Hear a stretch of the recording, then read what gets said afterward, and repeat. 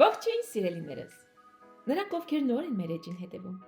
հաճախ կարծում են, թե մեղր ստանալը հեշտ ու հանգիստ գործ է, բայց քչերը գիտեն, թե ինչ է կատարվում կադրից դուրս։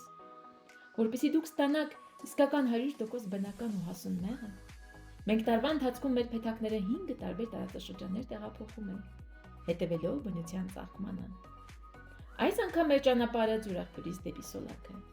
ու ինչպես միշտ թափանցիկ վիդեոներով ներկայացնում ենք ձեզ սիրով։ Այսպիսի տեղափոխությունները սկսվում են մանրակրկիտ նախապատրաստական աշխատանքներից։ Նախապես հանում ենք փեթակների բարձիկները եւ կտրոնների մի մասը փոխարինում ենք ցանցով, որպեսզի օդափոխությունը լավ լինի եւ բացառվի մեղուների խեղդվելու նույնիսկ փոքր հավանականությունը։ Անքուն գիշեր է սպասվում։ Ու ինչ գործին անցնել է, սիրով համեղ ընթրիք եմ պատրաստում մեր ամբողջ թիմի համար, որովհետև իմ կարծիքով անգամ ամենածանր աշխատանքը թեթևանում է հոգատարությունից ու սիրուց։ Իսկ հետո սկսվում է ամենապատասխանատու մասը։ Փեթակները տեղափոխում ենք միայն կես գիշերից հետո։ Այդ ժամին բոլոր մեղուներն արդեն վերադարձած են լինում փեթակ։ Օդը զով է, մեղուներն ավելի հանգիստ են, եւ տեղափոխությունն անվտանգ է նրանց համար։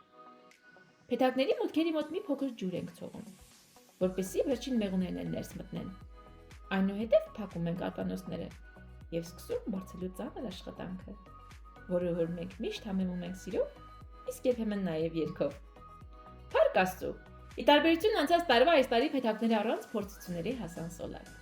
Ինչպես տեսնում եք, այստեղ բնությունն իսկական զարթոնք է ապրում։ Այստեղ կրկին շախմատաձև դասավորում ենք փեթակները, բացում մուտքերը եւ լուսաբացին մեղուները նորից սկսում են իրենց անտեսանելի, բայց անգնահատելի աշխատանքը։ Սա պարզապես փեթակների տեղափոխություն չէ։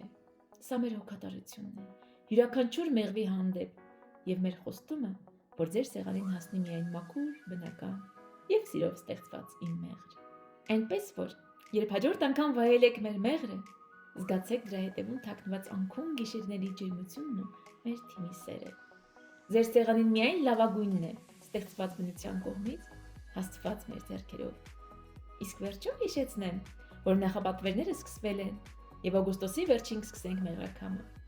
Գերեք իմ մեղր, եղեք առողջ։